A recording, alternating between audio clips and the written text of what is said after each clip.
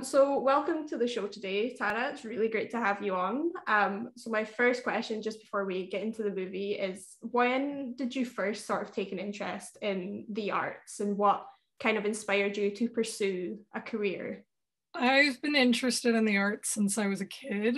I think I kind of have my parents to blame because my father, who I made Eye Without a Face with, is an independent filmmaker and was a film teacher when I was little. My mother's an entertainment lawyer, but very knowledgeable about art, etc. So they grew me up like appreciating art. And so I was making art since I was a kid and got into photography when I was in high school, which is sort of what led me to film eventually. But yeah, I've been making images since forever. This has always sort of been on the cards for you. Yeah. And so Eye Without a Face is a very modern and culturally relevant perspective on this whole voyeuristic horror genre. And what was it about the project that kind of drew you into it in the first place? Well, yeah, I thought it was very relevant. I mean, I grew up on social media and the internet and everything since I was, a teen. It's very much a part of my generation and generations following and stuff. And so the relationship that I have to social media, how I use it, how I see others on it, how they see me, and the potentially creepy element is unfortunately quite relatable and relevant. I haven't had anyone hack my webcam, but I have had some weird experiences with people on social media. And so I thought it was very relevant. And then I also really like making things that are moody. And so the idea of shooting a psychological horror thriller film sounded really fun as an artist and technically and stuff to do it. And you say, like, obviously, not, I don't think I've had my webcam hacked either, hopefully. But when you say, you've sort of experienced similar sort of scenarios, did they sort of factor into some of the decisions that you made creatively when you were shooting some of these scenes? Sort of. I think my like weird experiences were more with I had stalkers who were both frustrated that I didn't give them attention, and I was creeped out by the fact that I put so much of myself in my public life or private life out there that worried me, like, oh no, what are they going to do with that information? So there are some tangential connections to Henry the protagonist, but I think more so the cinematography was more influenced by the psychology of the character. And as someone who has experienced anxiety, that was probably like the most personal element that I could draw from, even if I'm not an agoraphobic hacker. So that was what I could bring to the table. That, and then sort of the young women in the film who the character is watching, their relationships to social media or their daily lives. I talked a lot with Ramin about that and definitely brought stuff to that. Being a young woman who uses, social media and has a phone and a computer myself. And for the most part, you're kind of stuck in this one location, which is something that's still quite rare in modern films, and especially with this sort of genre. And for you to kind of sort of try and capture that, did you find it difficult to set the tone there? Did you feel very limited with the resources you had, or did you find that kind of benefited you a bit more? I'd say both. I'd say it was challenging in artistic and technical ways, and that it being challenging made it fun and interesting. So yeah, I think we were trying to capture a claustrophobic feeling, which, is amplified by the fact that you're mostly stuck in one room. And when you get out of the room, you feel like you have a breath of fresh air. But we shot in a real room. We did not shoot in a set with movable walls. So I was hindered by the real, interiors that I was shooting in. Fun fact is that Henry's room is our living room in my house. And the production design and art department completely transformed this living room into Henry's room. And part of the reason why we chose to shoot in our own house other than elsewhere, even if we were hindered by shooting hours, because we're in like a quiet neighborhood, we couldn't shoot past certain times and stuff, was that we could completely change and transform the space, which we wouldn't be able to do in the same way if it was someone else's place. We wouldn't be able to repaint their walls and, you know, move all the furniture around and do, there are a lot of restrictions. So it kind of benefited us in a way, knowing the space so well already, but it was very challenging to shoot in one room for a lot of it, and then to make that visually interesting. I had to look at a lot of movies that were set in one room or one house and kind of look at how did they make that engaging and how did they make you feel claustrophobic also at the same time. I definitely felt that worked, and I mean it's quite cool that you guys got to do it within like your own setting where you could kind of push boundaries a little bit as well. Yeah, our house was like a horror film house for a bit, which was very weird, but I was in the mind of the character, you know. It was very method. It's also very reminiscent of like Rear Window, and yeah, there's been so many reimaginations of that film over the years. So before you went in to shoot this, did you study any of the Hitchcock films or some of these other versions to try and gauge like how you might reinvent the material, or did you want to try and steer clear of that and get into kind of like a clear mind space when it came to it? Yeah, so Rear Window was definitely an intentional reference at being kind of a take on that sense of voyeurism and wondering what's happening, but instead, you know, through screens instead of apartment windows. You know, Ramin being a film teacher and a filmmaker, and us obviously being close enough to make a film together, brought me up on classic old Hollywood films and stuff. So since I was younger and interested in film, I watched Hitchcock films and kind of always had them at the back of my mind. I mean, I recently rewatched Psycho. I think it was on TV or we rewatched it, and it's such a great movie. I love Hitchcock's movies, and I think I love them because there's so much intention in the storytelling. There's Rear Window has both humor and it's dark, and you're in this one space and you're really subjective with the point of view of the protagonist. Like you're seeing literally what he's seeing. You're seeing him interact with other people, you know, third person, but you're also literally seeing through his camera. So that was influential, but I didn't sort of look over and over again at Hitchcock's movies, nor did I look over and over again at Disturbia, which was a modern take on it. I looked at some shots because we thought it was interesting, and I'd watched Disturbia when I was younger and Ramin liked it, but if anything, I think it was almost more at the back of our minds, and we looked at other films, both old and new, for kind of the look, and then in terms of like very specific things like person watching screens and how that's depicted, or, you know, I don't want to spoil anything to do with the ending, but action-ish stuff in a home, or, you know, that sort of thing. So it was kind of more on the back of my mind, but I have like those films engraved in my memory, and I've looked at the stills a lot, so they're still there. I just wasn't looking at them all the time in the moment.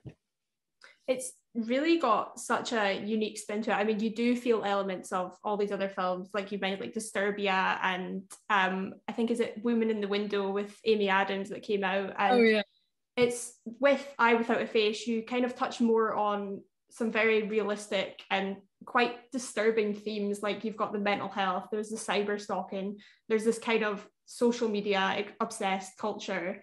And why for you do you feel that that was important to incorporate instead of trying to follow like a more traditional route that we've seen with these other films?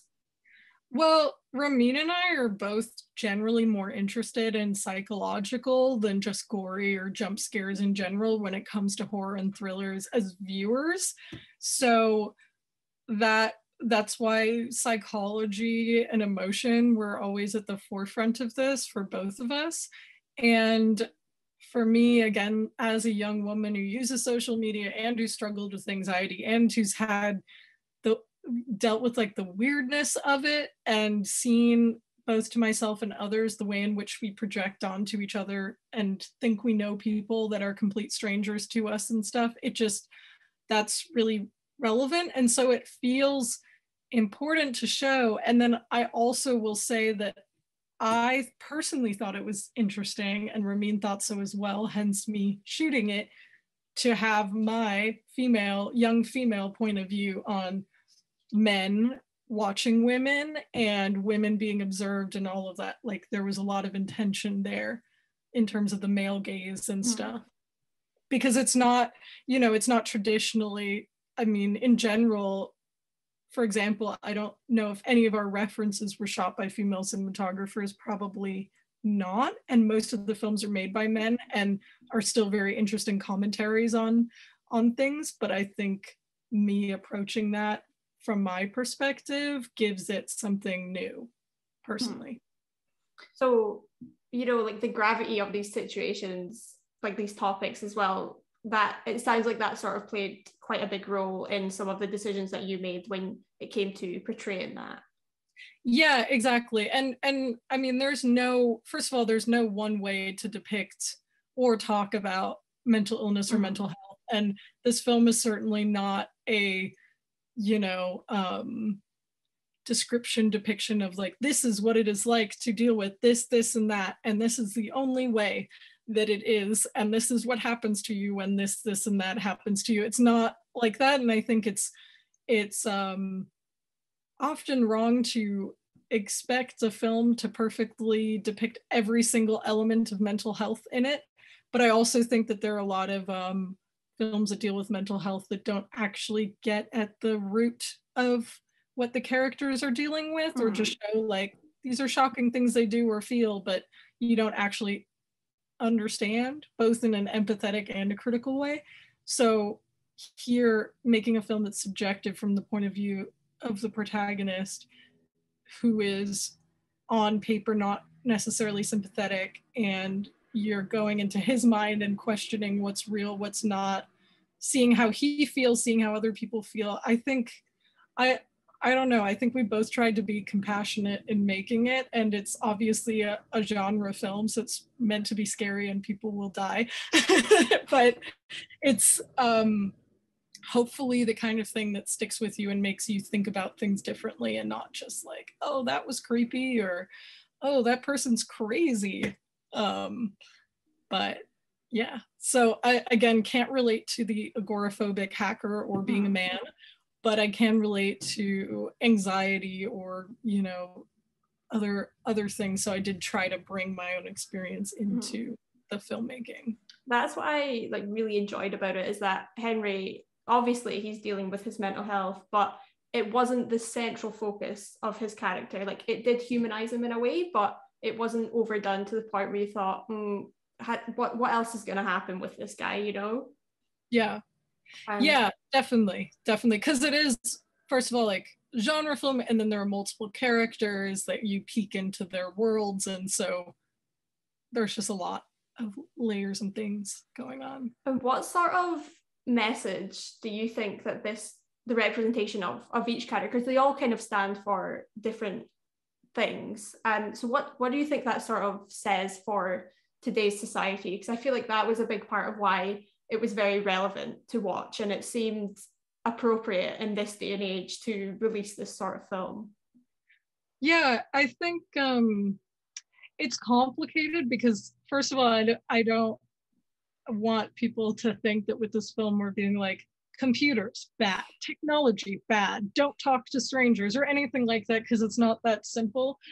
I, have benefited in various ways from my relationship to social media and the internet, and it's brought me together with interesting people.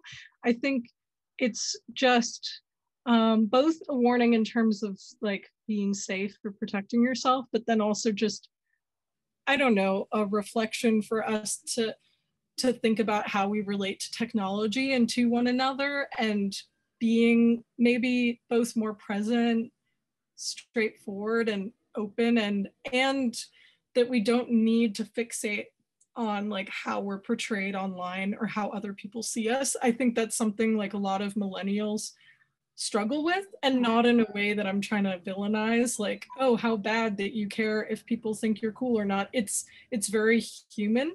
But I just know so many people that have their self-esteem or other things has been so affected by unconsciously, whether it's popularity or the way people respond to them online or on Instagram or something.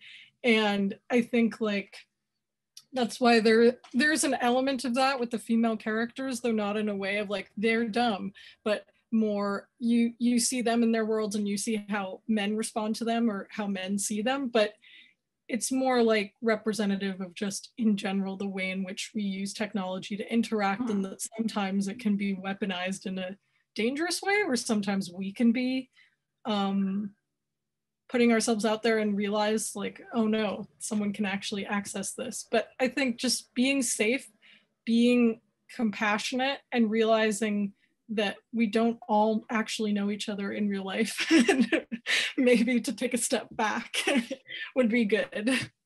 Well, thank you so much for joining me today and talking about this film. It really did surprise me watching it, because I went into it thinking it's going to be sort of similar to all these other kind of adaptations that we've seen, but I was just so blown away by how sort of true to life it was in a way, you know, with that phobia of, you know, you don't really know who you're talking to on the internet, and you don't know what's going on outside this world of social media. And I think it releases tomorrow. Yeah, it releases tomorrow in the US, and then you're in the UK. It will be in the UK on the 23rd. So it's releasing in the US and Canada August 10 tomorrow, and August 23 in the UK on major streaming platforms. I can't wait for people to get to see it. I think it's a great introduction to maybe people that are quite unfamiliar to this genre, or maybe they haven't seen, you know, like the Hitchcock classics, or for a younger generation. But yeah, it was so great, and I loved what you done with it all and made it relatable, but not in like an overly in your face sort of way.